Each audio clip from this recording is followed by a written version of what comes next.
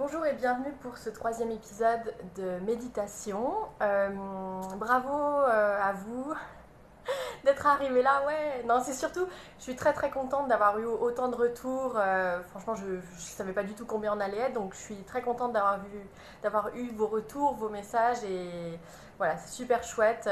J'en espérais pas tant, donc je suis vraiment très heureuse. Et puis en plus, quand j'enregistre les vidéos, c'est souvent au moment où vous les recevez en France. Donc j'ai jamais vraiment vos premières impressions tout de suite et je les ai une fois avoir enregistré la vidéo. Donc c'est toujours stimulant en fait. Donc c'est vraiment chouette. Merci beaucoup. En tout cas, j'ai fait très long la vidéo dernière. Donc j'ai vraiment essayé de faire plus court. Je regarde le temps qu'on a. Et je vais essayer vraiment de vous donner une notion rapidement et de faire une méditation de vraiment entre 5 et 10 minutes pour que ça reste ludique. Mais il faut que j'arrête les vidéos de 36 minutes puisque je ne suis pas sûre que ça soit le format qui vous convient et moi c'est pas forcément celui qui me convient non plus. Alors aujourd'hui j'ai eu plusieurs envies en fait. J'avais envie de vous parler de la notion d'ego qu'on parle, enfin qu'on parle, qu'on en, j'ai du mal à articuler, pardon. On en parle beaucoup, il y a beaucoup de gens qui l'utilisent un peu à tort et à travers, mais on sait jamais vraiment de quoi il est question quand on parle d'ego. Donc je me disais que c'était vraiment intéressant de parler de cette notion, mais je pense qu'il y a une notion un peu plus importante aujourd'hui à développer, qui est celle de l'impermanence. Donc on parlera d'ego dans la prochaine vidéo, mais aujourd'hui je vais vous parler de l'impermanence. Alors l'impermanence, c'est quelque chose dont on a vraiment besoin en ce moment parce que euh, c'est comme ce que vous avez vu en fait dans les deux premières vidéos, il y a des choses qui arrivent dans notre vie et il y a des choses qui repartent. Souvent les choses qui arrivent, elles finissent par repartir en fait. Il n'y a rien qui dure.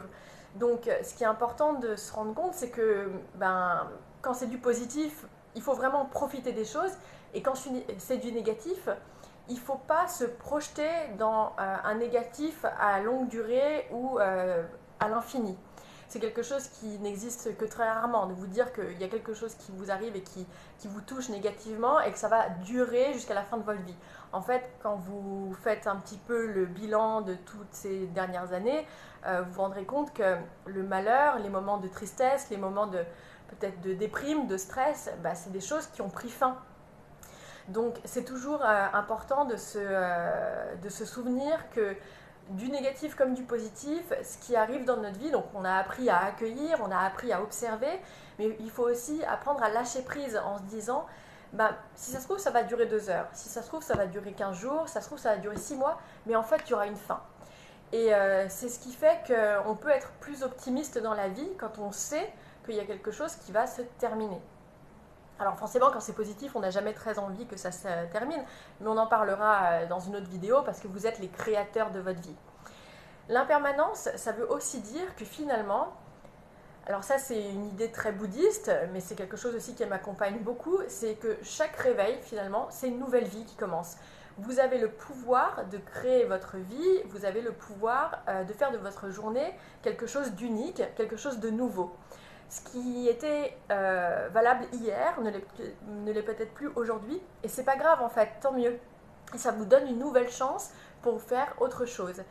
Et je pense que l'impermanence, c'est quelque chose, c'est vraiment un concept à développer en ce moment. Si vous êtes intéressé, allez voir ce qui se dit sur l'impermanence sur Internet parce qu'en fait, en plein confinement, souvent on nourrit de la peur, on crée de la peur, on nourrit de la peur, on nourrit de l'angoisse, du stress, parce qu'on n'en voit pas la fin. On ne voit pas le bout du tunnel. Alors qu'est-ce qu'on fait? Est-ce qu'on vit mal le moment présent en essayant de s'en dégager, en essayant de contrôler qu'on ne contrôle pas? Ou alors on se dit, oh, le jour où ça va se terminer, je vais faire ça, je vais faire ça, je vais faire ça, je vais faire ça. Parce que ça va se terminer en fait. Alors en France, vous avez la date du 11 mai. On ne sait pas vraiment exactement comment ça va se passer. Tout le problème du confinement, c'est qu'on a très peu finalement de vision sur l'avenir. Donc il faut juste se dire, le jour où ça sera terminé, qu'est-ce que j'aimerais faire? Et c'est ça qu'il faut cultiver en fait. Il faut cultiver ses envies, il faut cultiver cet optimisme, il faut cultiver plein de jolies choses qui vont faire que finalement vous allez être rassuré, vous allez vous auto-rassurer. Mais décidément, à chaque fois que je fais une vidéo, j'ai cette notification, je ne sais pas pourquoi, c'est pas grave. On va la laisser venir, hein, elle fait partie maintenant des vidéos, c'est pas grave.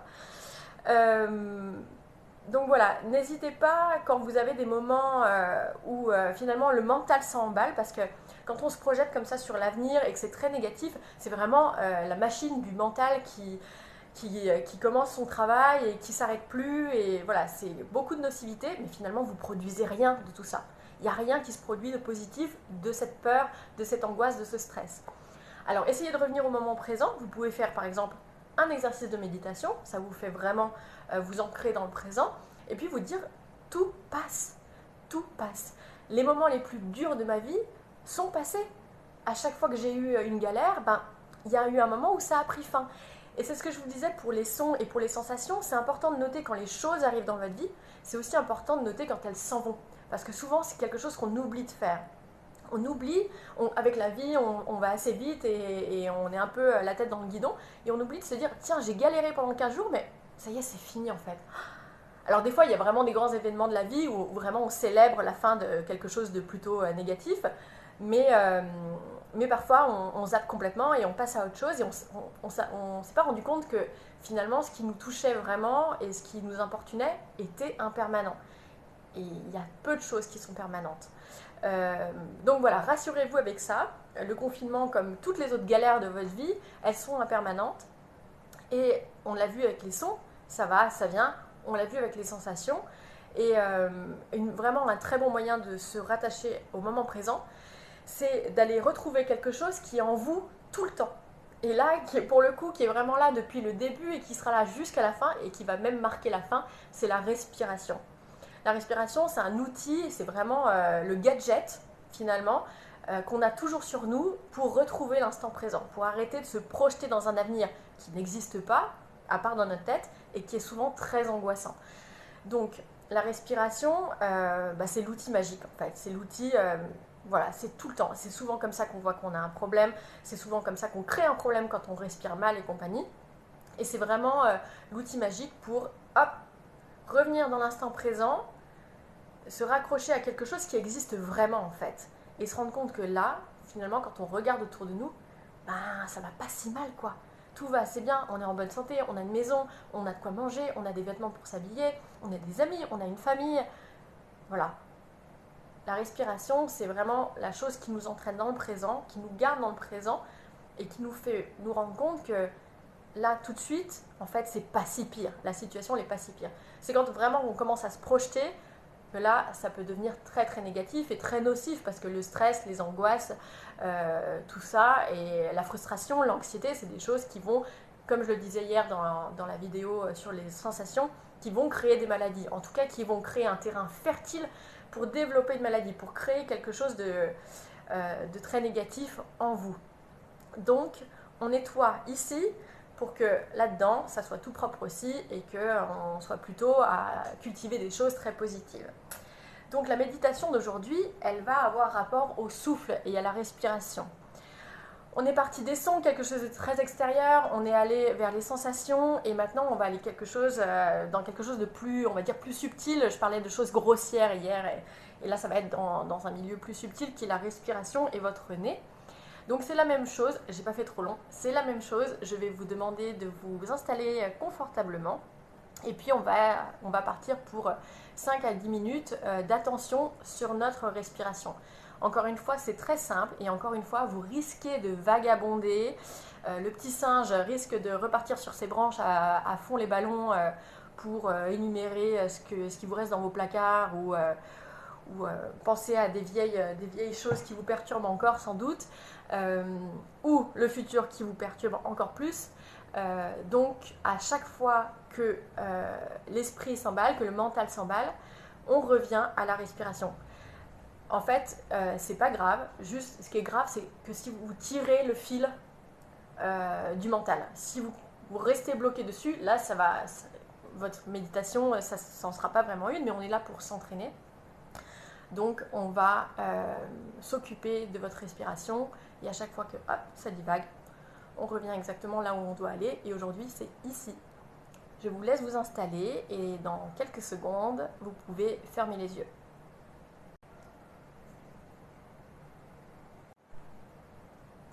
On va commencer par prendre une grande inspiration, Et puis si vous le souhaitez, vous pouvez bloquer quelques secondes la respiration avant d'expirer sur 4 temps. Quand vous êtes prêt, on recommence. On inspire.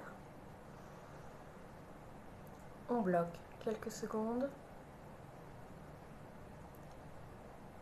Et on va expirer sur 4 temps.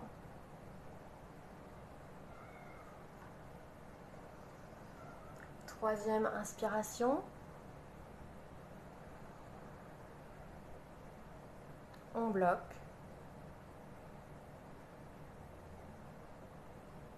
Et on expire tout doucement mais profondément sur 4 temps.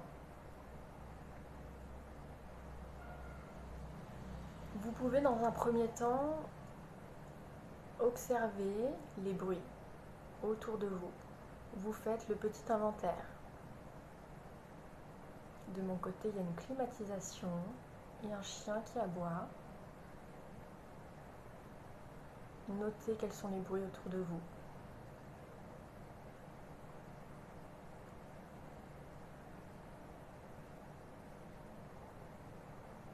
Et puis une fois que c'est fait, vous pouvez noter vos sensations. Qu'est-ce que vous ressentez là maintenant? Est-ce qu'il y a des parties chaudes de votre corps, des parties froides, des parties engourdies, des parties qui semblent plus denses? Essayez de revenir dans votre corps. Votre attention doit se plonger à l'intérieur de vous.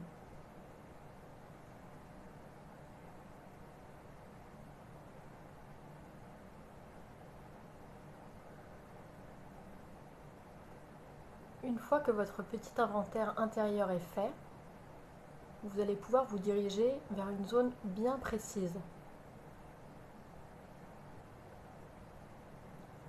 Vous allez suivre votre respiration grâce à votre nez. Notez les caractéristiques de votre respiration. Est-ce qu'elle est lente? Est-ce qu'elle est rapide?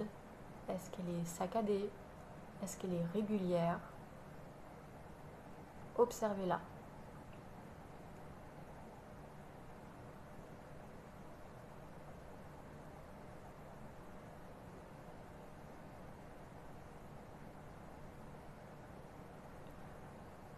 Petit à petit, cette respiration, elle va se poser tranquillement. Vous continuez à observer. Il se peut que votre esprit soit en train de vagabonder. Vous le ramenez gentiment à votre nez. Et vous allez examiner comment l'air rentre et sort de vos narines. Est-ce que vous avez déjà remarqué que l'air rentre par une narine et ressort par l'autre? Essayez de noter dans quelle narine votre air rentre et par quelle narine l'air ressort.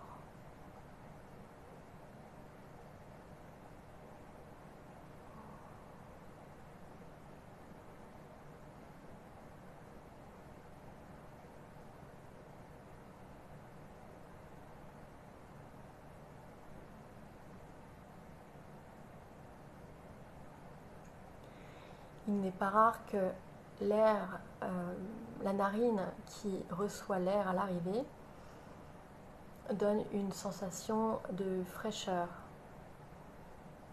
et que dans la narine qui expulse l'air, vous puissiez ressentir une sensation de chaleur.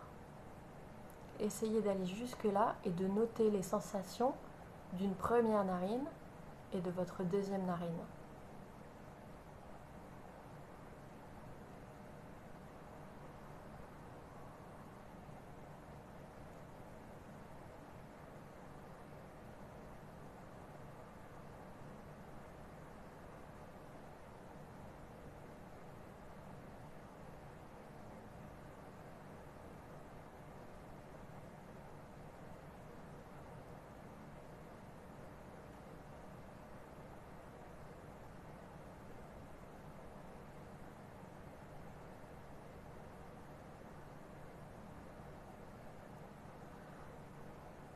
une fois que c'est fait, si vous avez découvert quelle narine faisait entrer l'air et laquelle expulsait l'air, dans quelle narine vous pouvez ressentir de la chaleur et dans celle qui est plutôt en lien avec la fraîcheur, essayez de voir si vous recevez l'air sur une partie de votre lèvre supérieure.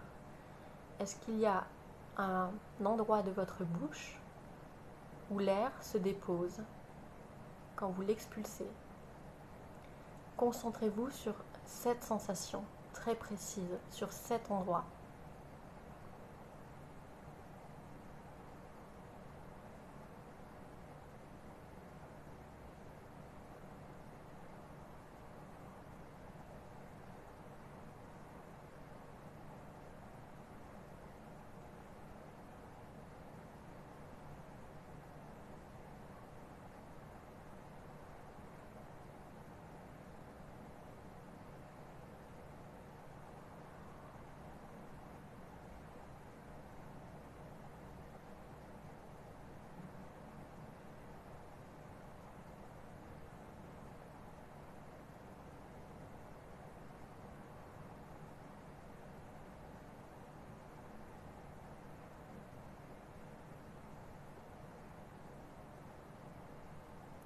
Continuez de focaliser votre attention sur votre nez, vos narines, et puis vraiment cet endroit sur la lèvre supérieure où l'air est reçu. Restez dans cette zone.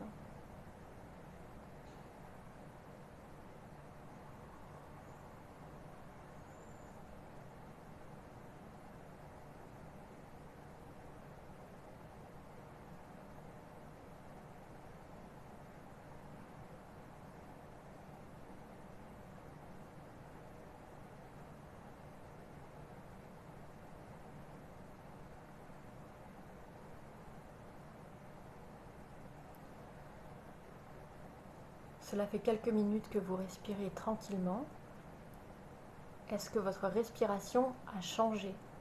Est-ce que vous la trouvez plus apaisée? Est-ce que vous la trouvez plus calme? Notez les différences avec le début de la méditation.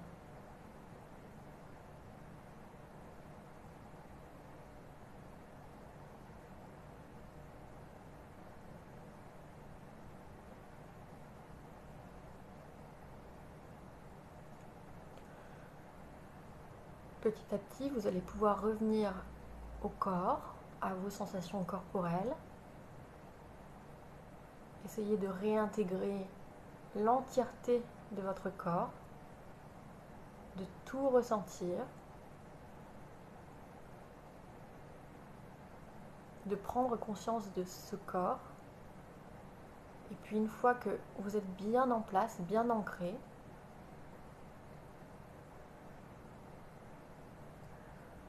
vous pouvez encore prendre quelques secondes pour examiner ce qui se passe autour de vous, les sons, les bruits.